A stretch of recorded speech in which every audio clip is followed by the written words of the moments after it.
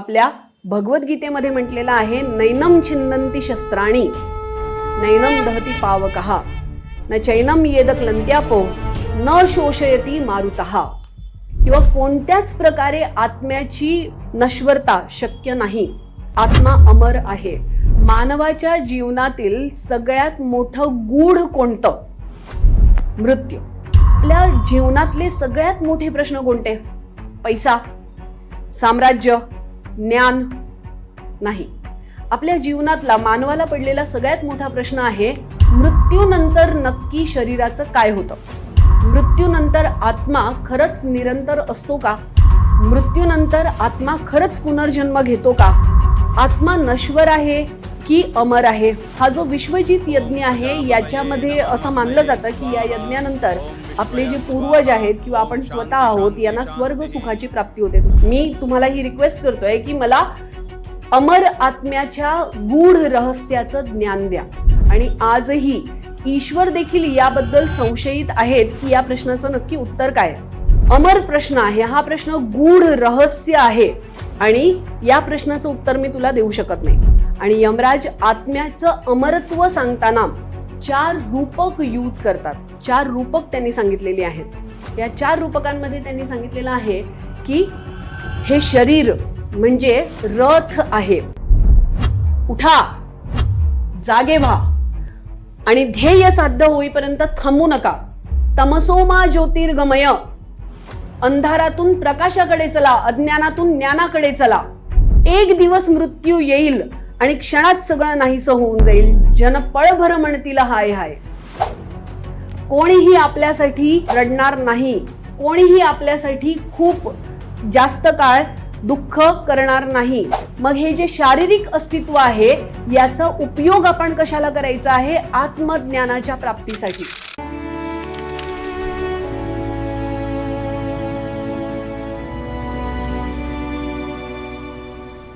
मित्रांनो, मानवाच्या जीवनातील सगळ्यात मोठं गूढ कोणतं? मृत्यू. आपण पूर्ण जीवन संपत्ती, धन, पैसा, नाती या सगळ्याच्या मागे धावत राहतो. पद, प्रतिष्ठा, मित्रमैत्रिणी है ना, या सगळ्याच्या मागे आपण जीवनभर धावत असतो. पण मृत्यू एका क्षणात सगळ्याला होत्याचं नव्हतं करून टाकतो. एका क्षणात सगळं नाहीसं होऊन जातं. आता जर ही मृत्यूची देवता तुमच्या समोर उभी राहिली आणि तुम्हाला त्यांनी वर मागायला सांगितलं तर काय मागाल? अशाच प्रकारचा एक प्रसंग कठोपनिषदामध्ये आलेला आहे. आणि कठोपनिषदामध्ये या प्रसंगाचं वर्णन झालेलं आहे यम नचिकेता संवाद यामध्ये. आता हा यम नचिकेता संवाद हा कठोपनिषदातला प्रसंग जरी तुम्हाला वाटत असेल की हजारो वर्षांपूर्वीचा एक प्रसंग आहे, तरी सुद्धा तुमच्या नॉलेजसाठी तुम्हाला सांगते की हा आजच्या मानवी जीवनावर तंतोतंत लागू होणारा प्रसंग आहे. आजही नचिकेता आहे. आजही उद्धालक जे त्यांचे वडील होते ते आहेत.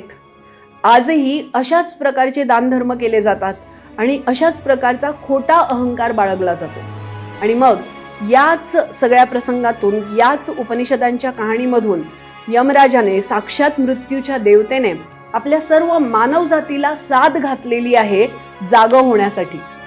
आणि हीच स्टोरी आज मी तुमच्यासमोर मांडणार आहे. माझं नाव आहे दीप्ती नायर आणि हरवलेली सोनेरी पाने या एपिसोडमध्ये पुन्हा एकदा तुमचं स्वागत आहे.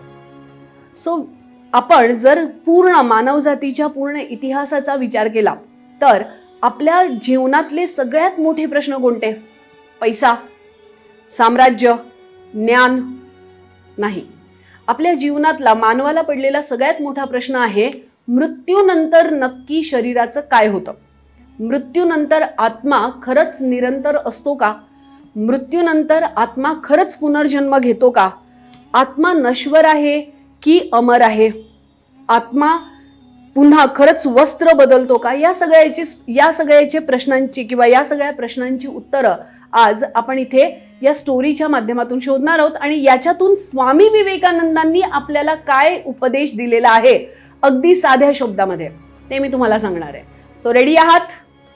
चला सुरू करूया आपल्या कहाणीला, है ना. सो कहाणी सुरू होते एका मोठ्या यज्ञापासून. एक मोठा यज्ञ, एका ऋषींच्या घरी एक मोठा यज्ञ सुरू झालेला असतो. या ऋषींचं नाव असतं वाजश्रवा ऋषी. यांनाच उद्दालक ऋषी म्हणून देखील ओळखलं जातं. आणि हे जे वाजश्रवा ऋषी आहेत, यांच्याकडे जे ब्राह्मण असतात त्यांची लाईन लागलेली असते. हे एक विश्वजित यज्ञ करत असतात.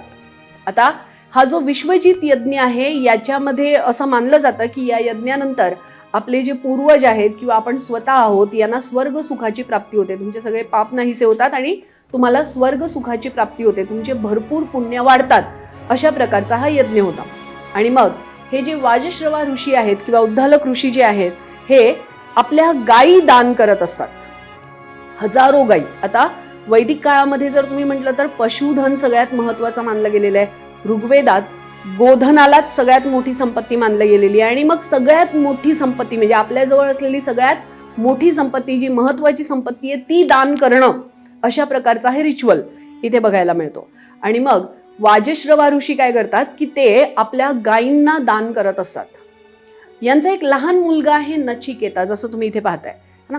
नचिकेता हे सगळं पाहत असतात. आणि नचिकेता जे आहेत हे पाहतात की आपले वडील ज्या गायी दान करतायत त्या गायी कुठल्या आहेत. या गायी आहेत रोकड झालेल्या किंवा अगदी आजारी झालेल्या, ज्यांचं दूध आटलेलं आहे, ज्यांनी शेवटचं पाणी पिऊन घेतलेलं आहे, ज्यांच्या इंद्रियांमध्ये आता काही ताकद उरलेली नाही, त्यांचं तेज संपलेलं आहे, ऑलमोस्ट अगदी वाळून गेलेल्या, अशक्त झालेल्या निरुपयोगी गायी वाजश्रवा ऋषी दान करत होते. आणि मग नचिकेताला वाटतं की अरे, माझे वडील हे काय करतायत. आणि महत्वाचं म्हणजे त्यांच्या चेहऱ्यावर एक प्रचंड अहंकार आहे की मी माझी संपत्ती दान करत आहे, मी दानी माणूस आहे. आणि मग नचिकेताला वाटतं की हा जो अहंकाराचा दंभ आहे किंवा माझ्या वडिलांना दानाचा जो भ्रम झालेला आहे, यामुळे माझ्या वडिलांना पुण्य मिळणार नाही, उलट याच्यामुळे पाप लागेल. मग आपल्या वडिलांना त्यांच्या पापापासून रोखायला पाहिजे. पण एवढा हिम्मत कोणामध्ये आहे की त्यांच्या दान कर्मामध्ये आपण मध्यस्थ करावी किंवा त्यांच्या दान कर्मामध्ये आपण आडकाठी करावी. एवढी ताकद तर कोणामध्येच नाही, एवढी हिम्मत तर कोणामध्येच नाही. नचिकेता लहान आहे. आणि मग नचिकेता आपल्या वडिलांना प्रश्न विचारतो. आपल्या उपनिषदांमध्ये दोन गोष्टींना लक्षात ठेवाल की आपल्या उपनिषदांमध्ये दोन गोष्टींवर नेहमी एक लक्ष केंद्रित केलेलं आहे. एक, प्रश्न विचारणे. जी काही तुमची चिकित्सा आहे किंवा जे काही तुमची क्युरिओसिटी आहे ती जिवंत ठेवणे आणि प्रश्नांच्या माध्यमातून अंतिम ज्ञानापर्यंत पोहोचणे, अंतिम सत्यापर्यंत पोहोचणे. आणि त्याच्याचबरोबर आत्मबोध, आत्मज्ञानावर उपनिषद केंद्र करतात आणि आपल्या जीवनाच्या मार्गदर्शनाचं कार्य करत असतात उपनिषद. सो अशाच प्रकारे कठोपनिषदामध्ये म्हटलेलं आहे की आपल्या वडिलांच्या चेहऱ्यावर असलेला अहंकार आणि ते जे दान करतायत त्याच्यातून मिळणाऱ्या पुण्याचा भ्रम पाहून नचिकेता थोडासा दुःखी होतो. त्याला असं वाटतं की आपले वडील हे काय करतायत. या ज्या गायी आहेत त्या निरुपयोगी आहेत आणि या गायींचं दान करण्याने काहीच अर्थ नाही. म्हणजे वडील फक्त दिखावा करत आहेत दान करण्याचं, हे खरं दान नाही. आणि याच्यामुळे आपल्या पूर्वजांना स्वर्गाची प्राप्ती होणार नाही, आपल्याला पुण्य मिळणार नाही. आणि मग नचिकेता हिम्मत करून आपल्या वडिलांना प्रश्न विचारतो. हिम्मत करून प्रश्न हा विचारतो की तात म्हणजे वडील, पप्पा. सो तात, मी देखील तुमची संपत्ती आहे, सो तुम्ही मला कोणाला दान कराल. ऋषी वजश्रवा जे असतात ते एकदा दुर्लक्ष करतात.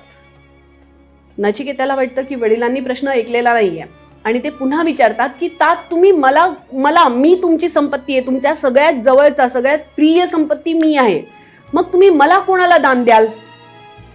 वडील पुन्हा एकदा दुर्लक्ष करतात. आणि आता मात्र उद्दालक ऋषींना नचिकेता तिसऱ्यांदा सेम प्रश्न विचारतो. तात, सांगा ना, तुम्ही मला कोणाला दान द्याल. आणि मग या वेळेला मात्र उद्दालक ऋषींचा जो बांध असतो, जो पेशन्स, धैर्य असतं, ते तुटतं आणि ते म्हणतात की नचिकेता, मी तुला मृत्यूला दान देतो आहे. ते म्हणतात, मृत्युत्वे त्वां ददामी, मी तुला मृत्यूला दान करतो. तुझ्यासारखा हट्टी बालक मी मृत्यूच्या स्वाधीन करतो. आता या पूर्ण आश्रमामध्ये जिथे दान कर्म सुरू असतं किंवा यज्ञ कर्म सुरू असतं, तिथे एकदम स्मशान शांतता पसरते की अरे, ऋषींनी हे काय केलं. आपल्या जिवंत मुलाला मृत्यूच्या हवाली केलं आणि वज्रश्रवा ऋषी मोठे ऋषी होते, यांच्या शब्दाला महत्व होतं, यांचे शब्द टाळले जाऊ शकत नाही. नचिकेता देखील विचार करतो की मी नेहमी सगळ्यांमध्ये प्रथम राहणारा व्यक्ती आहे, मी कधी से मध्यम असेल पण अधम नक्कीच नाही, आणि माझ्या वडिलांचं असं काय राहिलं असेल जे यमलोकातून सिद्ध होणार आहे. मी मृत्यूला घाबरत नाही आणि मी माझ्या वडिलांच्या आदेशाप्रमाणे स्वतःला मृत्यूच्या हवाले करेन. असं म्हणून नचिकेता, छोटे नचिकेता जे आहेत, हे यम लोकाचा रस्ता धरतात. आता यमाच्या दरबारात पोहोचल्यानंतर परिस्थिती अशी आहे की एकदम सुनसान मार्ग आहे, एकदम सुनसान मार्ग आहे, काळा भोर अंधार आहे आणि कोणीच नाही, रस्त्यातही कोणी नाही, कोणी मार्गदर्शन करायला नाही. नचिकेता लहान आहेत, थोडेसे घाबरतात तर नक्कीच. यमाच्या राजमहालाचे दरवाजे बंद असतात. यमराज त्यावेळी राजमहालामध्ये नव्हते, कुठेतरी बाहेर गेले होते. आता नचिकेता समोर दोन मार्ग होते, एक तर मागे वळायचं आणि परत वडिलांकडे यायचं आणि माफी मागायची, किंवा तिथेच थांबायचं आणि यमराजांची वाट पाहायची. नचिकेता होते आणि मग ते देखील यमराजांची वाट पाहतात. यमराजांची वाट पाहिली जाते आणि मग काही दिवसांनी, म्हणजे पहिला दिवस जातो, दुसरा दिवस जातो, तिसरा दिवस देखील जातो. 3 दिवस ना अन्न ना पाणी, ना आई ना वडील, कोणी ओळखीचं नाही. मृत्यू लोकातून यम दरबारात आलेले नचिकेता, लहान वयात असलेले नचिकेता, घाबरलेले, थोडेसे बिथरलेले नचिकेता, आणि हे यमाच्या दरवाजावर उभे राहिलेले असतात. 3 दिवस पूर्ण हे वाट पाहतात. आता यामध्ये होतं हे की यमराज कुठून तरी येतात, बाहेरून येतात आणि ते पाहतात की अरे अतिथी आलेले आहेत आणि ब्राह्मण अतिथी माझ्या दरवाजावर आलेले आहेत. 3 दिवस झाले हे ब्राह्मण अतिथी जे माझ्या दरवाजावर आहेत, यांना ना पाणी मिळालेलं आहे ना अन्न मिळालेलं आहे, हे तर मोठं पाप झालं. आणि मग ते नचिकेताची माफी मागतात. त्याच्याच बरोबर त्याची हिंमत, त्याचं धैर्य बघून आश्चर्यचकित देखील होतात की लहान मुलगा आहे आणि 3 दिवस न घाबरता न भीता मृत्यूच्या दरबारी माझी वाट पाहत उभा आहे, कोण आहे हा मुलगा, आणि मग त्याची ओळख विचारतात. घडलेला प्रसंग नचिकेता यमराजांना सांगतात आणि मग यमराज देखील ओळखतात की हा एक सिद्ध पुरुष आहे, हा साधारण बालक नाही. आता 3 दिवस त्याला प्रतीक्षा करायला लावली होती आणि आपल्यामुळे एक बालक उपाशी राहिला, ब्राह्मण अतिथी उपाशी राहिला. जिथे अतिथी देवो भव ही संकल्पना आपली संस्कृती आहे, तिथे अशा प्रकारचा अनर्थ घडला. म्हणून यमराज म्हणतात की नचिकेता, मी तुला 3 वर मागण्याची संधी देतो. माझ्याकडनं चूक झालेली आहे, मी तुला वाट पाहायला लावलेली आहे आणि मी तुला 3 वर मागण्याची संधी देतो. आता तू कोणतेही 3 वर मागू शकतोस, मी ते पूर्ण करेन. पहिला वर जे नचिकेता मागतात तो हा वर होता की मी परत गेल्यानंतर माझ्या वडिलांचा क्रोध शांत झाला असावा आणि त्यांनी हसून माझं स्वागत करावं. हा पहिला वर होता. यमराज लगेच तथास्तु म्हणतात की तुमच्या वडिलांचा क्रोध शांत होईल आणि तुम्ही गेल्यानंतर तुम्ही सगळे गुण्या गोविंदाने परत नांदाल, काही प्रॉब्लेम होणार नाही. दुसरा वर नचिकेता म्हणतात की स्वर्ग लोकामध्ये असलेली अग्नी, ज्या स्वर्ग लोकामध्ये तहान नाही, भूक नाही, दुःख नाही, क्रोध नाही, निराशा नाही, त्या स्वर्ग लोकापर्यंत अग्नीच फक्त पोहोचवू शकते. त्या दिव्याग्नीचं ज्ञान मला हवं आहे. आणि मग यमराज देखील अगदी शास्त्रशुद्ध पद्धतीने दिव्याग्नीचं ज्ञान नचिकेतांना देतात. नचिकेता क्विक लर्नर असतात आणि मग नचिकेता देखील त्या दिव्याग्नीचं ज्ञान अगदी क्षणार्धात सामावून घेतात, लगेच शिकून घेतात. खूप लवकर ते शिकून घेतात आणि असे पाठांतर टाईप करतात, एज इन की त्यांनी खूप लवकर त्या ज्ञानाला एक्वायर केलेलं असतं. आता हे बघून यमराजांना खूप आश्चर्य वाटतं, कुतूहल वाटतं की एवढ्या लहान वयात इतकी कुशाग्र बुद्धी, इतकी तीव्र बुद्धी की त्यांनी दिव्याग्नीचं ज्ञान देखील स्वतःकडे घेतलं, अगदी लगेच पाठांतर करून घेतलं, लगेचच शिकून घेतलं. आणि मग या दिव्याग्नीला यमराज नाव देतात नचिकेता अग्नी असं नाव याला मिळतं. आणि मग आता वेळ येते तिसऱ्या वराची. तिसरं वरदान मागायचं असतं आणि तिसऱ्या वरदानाला नचिकेता म्हणतात की महाराज, आपण मृत्यूचे देवता आहेत आणि मनुष्य जीवनात सगळ्यात महत्त्वाचा जो प्रश्न पडलेला आहे तो आहे की मृत्यूनंतर नक्की मनुष्याचं काय होतं किंवा मृत्यूनंतर नक्की आत्म्याचं काय होतं. आत्मा खरंच जन्म घेतो का? आत्मा नश्वर आहे का? आत्मा अमर आहे का? आत्मा शरीर बदलतो, वस्त्र बदलतो, हे जे मी ऐकलेलं आहे ते खरं आहे का? आणि अशा प्रकारे मला अमर आत्म्याचं ज्ञान द्या. अतिशय विनम्रपणे नचिकेता यमराजांना हा प्रश्न विचारतात की मला विनम्रपणे मी तुम्हाला ही रिक्वेस्ट करतोय की मला अमर आत्म्याच्या गूढ रहस्याचं ज्ञान द्या. यमराज थोडेसे थांबतात, 1 मिनिट पॉज घेतात आणि म्हणतात की नचिकेता, अरे तू खूप लहान आहेस आणि हा प्रश्न असा प्रश्न आहे की फक्त मानवांनाच नाही, ईश्वरांना देखील पडलेला आहे. आणि आजही ईश्वर देखील याबद्दल संशयित आहेत की या प्रश्नाचं नक्की उत्तर काय. हा प्रश्न अमर प्रश्न आहे, हा प्रश्न गूढ रहस्य आहे आणि या प्रश्नाचं उत्तर मी तुला देऊ शकत नाही. तू हे सोडून काहीही माग. यमराज म्हणतात की तू 100 पुत्र माग जे दीर्घायू असतील, तू सोन्याचे डोंगर माग, अफाट संपत्ती माग, आई वडिलांसाठी अमरत्व माग, स्वतःसाठी मोठं साम्राज्य माग, स्वर्गातली अशी वाद्य माग जी मनुष्यांना स्वप्नातही मिळत नाहीत, तू सुंदर अप्सरांची साथ माग, तू संपूर्ण जगातली सगळी सुख माग, मी तुला देतो. पण या प्रश्नाचं उत्तर विचारू नको. नचिकेता हसून म्हणतात की महाराज, तुम्ही जे सांगत आहात, तुम्ही ज्या सुखांचं वर्णन करत आहात ती क्षणिक सुख आहेत. मी दीर्घायू पुत्र जरी मागितले तरी मृत्यूच्या समोर ते अल्पायुष ठरणार आहेत. आणि बाकीची ही जी सगळी सुख आहेत, सोन्याचे डोंगर किंवा आई वडिलांचं कल्याण किंवा 100 पुत्र दीर्घायू असलेले, अप्सरांची साथ किंवा इतर काहीही, हे सगळं खूप क्षणिक सुख आहेत. मला ही सुख नको. मला आत्म्याच्या अमरत्वाचं ज्ञान हवं आहे.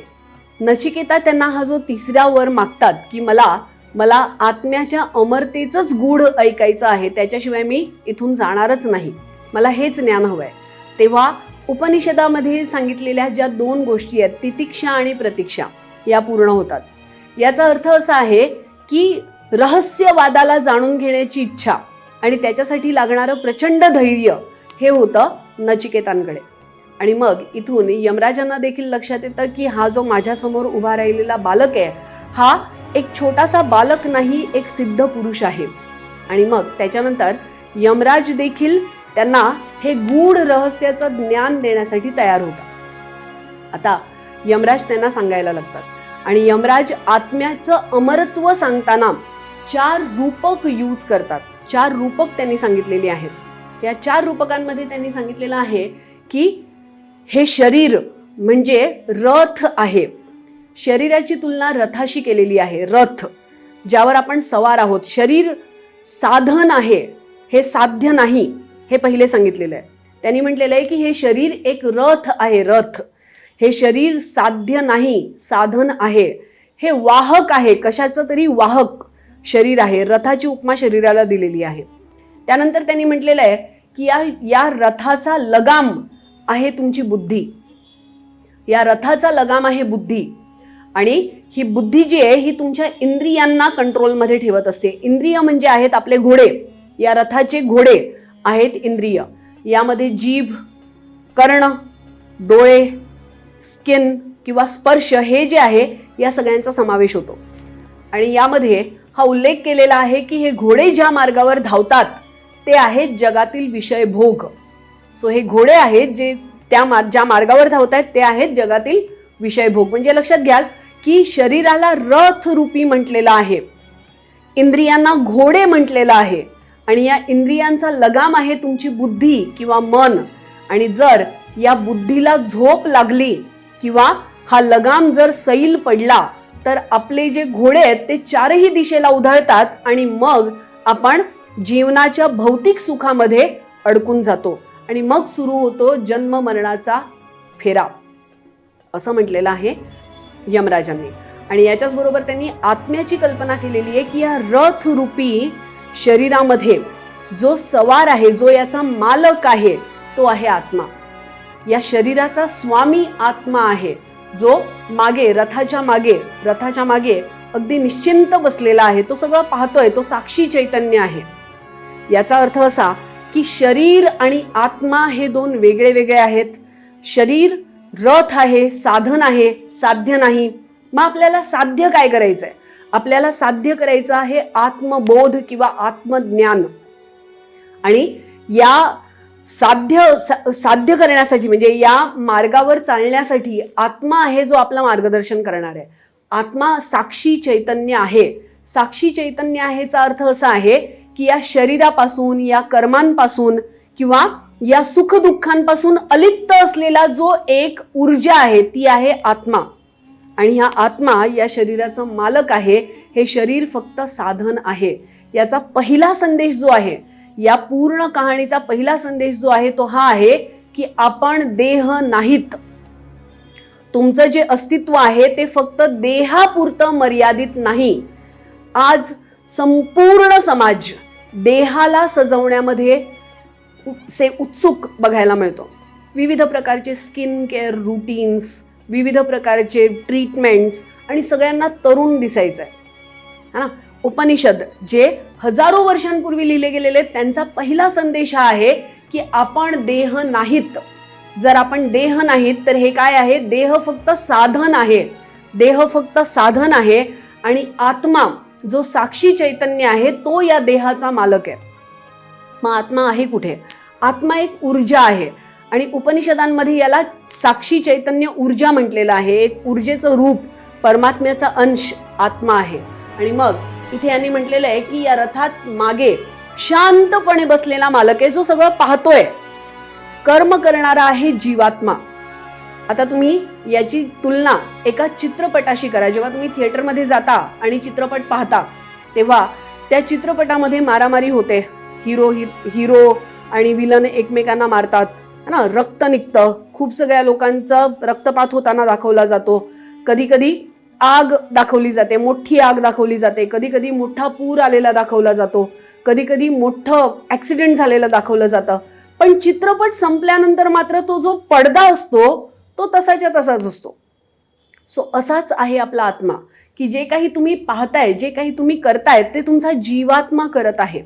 तुमचा आत्मा या सगळ्यापासून अलिप्त आहे. आणि हे आत्मा हेच आहे तुमचं अस्तित्व.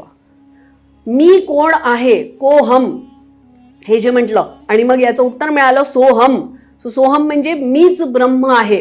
म्हणजे हे जे युनिवर्स आहे याची जी एनर्जी आहे त्या एनर्जीचं रूप मी आहे. या शरीराच्या पलीकडे माझं अस्तित्व आहे. हे शरीर फक्त एक साधन आहे, साध्य नाही.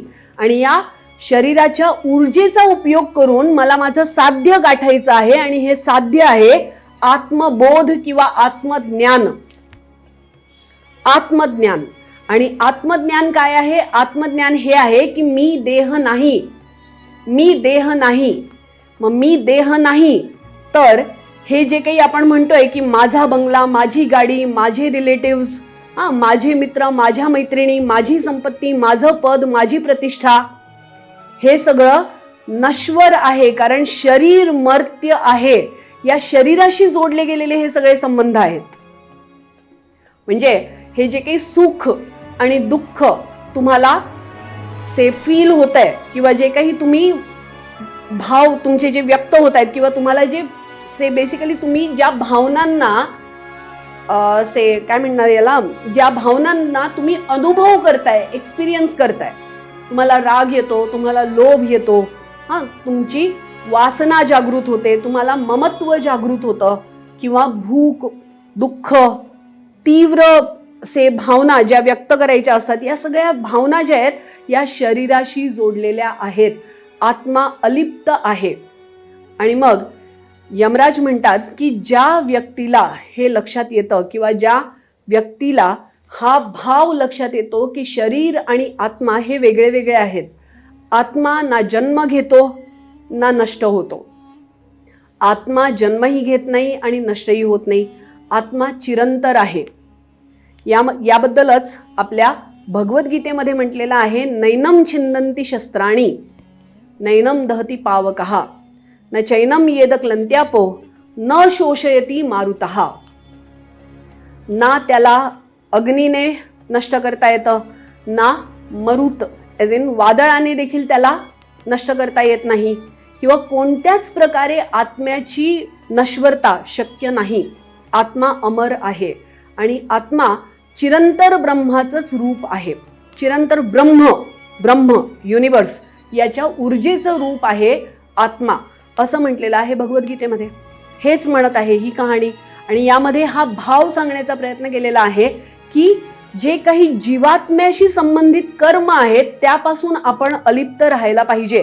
याचा अर्थ असा आहे की खूप मोठं दुःख कोसळल्यामुळे गुंतून जायचं नाही की हाय हाय आता मी काय करू, किंवा खूप आनंद झाल्यामुळे गुंतून जायचं नाही की आज तो पैर जमी पर नहीं रुकते मेरे टाइप, है ना. स्थित प्रज्ञ म्हणजे काय की कोणतीही परिस्थिती आली तरी डगमगायचं नाही. खूप आनंद झाला तर खूप खुश व्हायचं नाही, खूप दुःख झालं तर खूप दुःखी व्हायचं नाही. आणि एक बॅलन्स भावना, इमोशन्सवर कंट्रोल, बॅलन्स भावना. आणि सगळ्यात महत्वाचं म्हणजे अलिप्तता. जे काही आजूबाजूला सुरू आहे त्याला साक्षी चैतन्य भावाने पाहणे, त्यामध्ये गुंतून न जाणे, वाहून न जाणे, हे आहे खरा बोध किंवा हे आहे खरं ज्ञान, आत्मज्ञान. आणि ही जी कहाणी आहे, ही जी नचिकेता आणि यमराजांचा संवाद, ही जी कहाणी आहे याच्यातून आपल्याला हाच बोध दिलेला आहे. मग आता मनुष्य जीवनाचं नक्की उद्देश काय असलं पाहिजे? मनुष्य जीवनाचं नक्की उद्देश हे असलं पाहिजे की आपण या शरीराला साधन मानून आत्मज्ञानाची प्राप्ती करण्याचा प्रयत्न केला पाहिजे. मग आत्मज्ञानाची प्राप्ती म्हणजे नक्की काय? आत्मज्ञानाची प्राप्तीचा अर्थ असा आहे की अलिप्त राहून कोणत्याही नात्यामध्ये, कोणत्याही प्रतिष्ठेमध्ये, कोणत्याही पदामध्ये खूप गुंतून न जाता या ज्ञानाची प्राप्ती करून घेतली पाहिजे. आता यमराजांनी यामध्ये अजून एक गोष्ट सांगितलेली आहे की ही जी आत्मज्ञानाची प्राप्ती आहे ही एका सिद्ध पुरुष, ज्याने या साक्षी चैतन्याचा भाव ओळखला आहे, अनुभवला आहे, या सिद्ध पुरुषाकडूनच तुम्हाला या ज्ञानाची प्राप्ती होणार आहे. सो पुन्हा एकदा तुम्हाला तुमच्या जीवनात मार्गदर्शकाची गरज भासणार आहे या कहाणीच्या अकॉर्डिंग. आणि मग हे मार्गदर्शन कोणी केलेलं आहे? हे मार्गदर्शन केलेलं आहे स्वामी विवेकानंदांनी. स्वामी विवेकानंदांनी याच घटनेला, याच कहाणीला खूप सोप्या शब्दांमध्ये आपल्याला सांगितलेलं आहे. इथे उठा, जागे व्हा आणि ध्येय साध्य होईपर्यंत थांबू नका. सो उठा म्हणजे नक्की काय की हे जे गाढ निद्रा आहे ना, ज्याला तुम्ही शरीर म्हणताय, या शरीरालाच तुम्ही स्वतःचं अस्तित्व समजलं आहे, या शरीरालाच तुम्ही स्वतःचं अस्तित्व समजून याला अंतिम साध्य मानलेलं आहे. आज प्रत्येक व्यक्ती शरीराला जपण्याचा प्रयत्न करत आहे. या शरीराला पहिले हे समजून घ्याल की हे तुमचं वाहन आहे, याला फक्त मेंटेन करायचं आहे, हे बिघडू नये एवढंच फक्त तुम्ही काळजी घ्यायची आहे. याला अंतिम साध्य समजायचं नाही. या शरीराच्या माध्यमातून आपल्याला एक आत्मज्ञान मिळवायचं आहे. म्हणून यांनी म्हटलेलं आहे उठा, जागे व्हा. जागे व्हा म्हणजे काय? तमसोमा ज्योतिर्गमय, अंधारातून प्रकाशाकडे चला, अज्ञानातून ज्ञानाकडे चला. आणि हा जो अंधार आहे हा आपल्या बुद्धीवर पसरलेला अंधार आहे. याच्यातून आपल्याला ज्ञानाच्या प्रकाशाकडे जायचं आहे. आणि हा ज्ञानाचा प्रकाश हा आहे की हे जे काही माझ्या आजूबाजूला दिसतंय ना, माझं, माझी पद, माझी प्रतिष्ठा, माझे रिलेटिव्ह, माझी संपत्ती, माझं घर, माझा बंगला, हे माझं नाही. एक दिवस मृत्यू येईल आणि क्षणात सगळं नाहीसं होऊन जाईल. जन पळभर म्हणतील हाय हाय. कोणीही आपल्यासाठी अमर रडणार नाही, कोणीही आपल्यासाठी खूप जास्त काळ दुःख करणार नाही. मग हे जे शारीरिक अस्तित्व आहे याचा उपयोग आपण कशाला करायचा आहे? आत्मज्ञानाच्या प्राप्तीसाठी. आणि आत्मज्ञान काय आहे की मी हे शरीर नाही, मी हा देह नाही. या देहाच्या माध्यमातून मला उच्च कार्य साध्य करायचं आहे. आणि हे उच्च कार्य आहे समाज प्रबोधन. समाजात जे निद्रेमध्ये असलेला समाज आहे, निद्रेमध्ये असलेला समाज जो आजही दुःखाच्या विळख्यात, निराशीच्या विळख्यात, अज्ञानाच्या विळख्यात सापडलेला आहे, त्यांना एक ज्ञानाची दिशा देण्याचं कार्य केलेलं आहे स्वामी विवेकानंदांनी. आणि त्यांनी म्हटलेलं आहे की ध्येय साध्य होईपर्यंत थांबू नका. त्यांनी म्हटलेलं आहे की सतत ज्ञानाची प्राप्ती करत राहा. आणि ज्ञानाची प्राप्ती म्हणजे फक्त टेक्स्टबुक वाचणे नव्हे. ज्ञानाची प्राप्तीचा अर्थ आहे जीवनाचं खरं उद्दिष्ट समजून घेणं की तुमच्या जीवनाचा नक्की उद्देश काय आहे. आपल्या जीवनाचं उद्देश फक्त कोणत्या तरी परीक्षेपुरतं किंवा एखादा बंगला गाडी लग्न यापर्यंत मर्यादित नाही. उच्च ध्येय ठरवा, उच्च ध्येय गाठा आणि तुमच्या ज्ञानाचा उपयोग समाज कल्याणासाठी करा. ही आहे ही कहाणी. आणि बघा, आपले उपनिषद हजारो वर्षांपूर्वी जे लिहिले गेले होते त्यांनी देखील आपल्याला अंतिम उपदेश हाच दिलेला आहे की या नश्वर जगाच्या भौतिक सुखांमध्ये अडकून राहू नका. आता याला जर आजच्या जगाशी जोडणं म्हटलं तर बघा, आज प्रत्येक व्यक्ती भौतिक सुखाच्या मागे धावत आहे. यम नचिकेता संवादामध्ये याला एक शब्द आलेला आहे, प्रेय आणि श्रेय. प्रत्येक व्यक्ती जो सकाळी उठतो त्या सकाळी उठलेल्या प्रत्येक व्यक्तीच्या समोर दोन ध्येय असतात, प्रेय आणि श्रेय. मग प्रेयचा अर्थ आहे की क्षणिक सुख, क्षणिक सुख, भौतिक सुख, नश्वर सुख, जी कधी ना कधी नष्ट होणार आहेत अशी सुख. आणि श्रेयचा अर्थ आहे मुक्त आत्मा, बुद्ध, ज्ञान मिळवणारा आत्मा, एक स्वतंत्र आत्मा, हे आहे श्रेय. आणि नचिकेताने आपल्या तितिक्षेद्वारे, आपल्या प्रतीक्षेद्वारे श्रेय निवडलं होतं, प्रेय नाही. आणि म्हणूनच यमराजांनी त्यांना हा उपदेश दिला होता. आज सकाळी किंवा रोज रात्री झोपताना आपण एक विचार नक्की करा, मी कोण आहे, माझ्या जीवनाचा नक्की उद्देश काय आहे, आजपर्यंत जे शरीर मला मिळालेलं आहे त्याचा मी नक्की काय उपयोग केलेला आहे, या शरीराला साधन बनवून मी काय उच्च उद्दिष्ट गाठू शकतो, मी किती ज्ञान मिळवू शकतो, आणि या जीवनाच्या भौतिक सुखांपासून अलिप्त राहून मी माझ्या जीवनाला किती उंचीपर्यंत पोहोचवू शकतो याचा एकदा विचार करून बघा. आज आपले लाईक्स, आपले व्ह्यूज, आपण कसे दिसतो ह्यावर सगळ्यांचा खूप जास्त प्रभाव दिसतोय किंवा खूप जास्त केंद्र दिसत आहे. आज प्रत्येक जण भौतिक सुखांमागे धावतोय. आज प्रत्येक जण एका स्पर्धेमध्ये सामील झालेला आहे. आणि यम नचिकेता संवाद याच स्पर्धेपासून तुम्हाला लांब करण्याचा प्रयत्न करत आहे. तुम्हाला भौतिक सुखांपासून लांब करून शाश्वत सुखाकडे नेणारी ही कहाणी आहे. तुम्हाला देखील हा प्रसंग जर लक्षात आला असेल तर तुम्हाला हे लक्षात आलं असेल की हे सुख दुःख जन्म मरण हे खूप नश्वर आहे, हे खूप क्षणिक आहे ना. जे तुम्ही तासन तास रील स्क्रोल करताय किंवा तासन तास कोणाची तरी वाट पाहत बघताय, कोणाच्या तरी फोनची वाट पाहत बघताय किंवा कोणीतरी येण्याची वाट पाहत बघताय, या सगळ्या भौतिक सुखांमध्ये जो तुमचा जीव अडकलेला ना तेच आहे प्रेय. आणि या प्रेयापासून दूर होऊन आपल्याला श्रेयाचा मार्ग गाठायचा आहे, श्रेय मिळवायचं आहे. आता याच्यानंतर जर कधी तुम्ही यापुढे खूप दुःखात असाल किंवा खूप निराशेत असाल, काहीतरी कठीण प्रसंग जर तुमच्या जीवनात आलेला असेल तर डोळे मिटा आणि एक क्षण स्वतःला हे समजावा की मी हे शरीर नाही. हे दुःख, निराशा, भोग किंवा इतर हे जे काही चक्र सुरू आहे, हे दुष्चक्र सुरू आहे, याच्यापासून मी अलिप्त आहे, मी मुक्त आत्मा आहे आणि मी या सगळ्याच्या पलीकडे खूप चांगलं जीवन जगू शकतो. माझ्या जीवनाचं उद्देश उच्च आहे आणि ते मी नक्कीच गाठेन. स्वामी विवेकानंदांना आठवा आणि पुन्हा एकदा स्फूर्तीने उभे राहा. आणि मग आपल्या जीवनाची उच्चतम ध्येय, हे जे प्रेय असतं हे तात्काळ सुख देणारं असतं. रील स्क्रोल करून खूप मजा वाटते किंवा एक आत्मिक शांती मिळते. श्रेय थोडासा कठीण मार्ग आहे, कारण यामध्ये प्रतीक्षा आणि तितिक्षा हे दोन सांगितलेलं आहे. यामध्ये तुम्हाला वाचन करावं लागेल, चिंतन करावं लागेल, मनन करावं लागेल, थोडासा त्रास होईल. पण एकदा का तुम्ही स्वतःमध्ये रमलात की मग मात्र मार्ग कठीण नाही. आणि या दुःखाच्या, निराशेच्या, अपयशाच्या चक्रातून निघण्याचा एकच मार्ग आहे श्रेय. सो यम नचिकेता संवादाच्या माध्यमातून तुम्हाला या कहाणीतून आज काय बोध मिळाला आणि तुम्ही प्रेयच्या मार्गावर जाणार आहात की श्रेयच्या मार्गावर जाणार आहात हे मला नक्की कळवा. थँक्यू.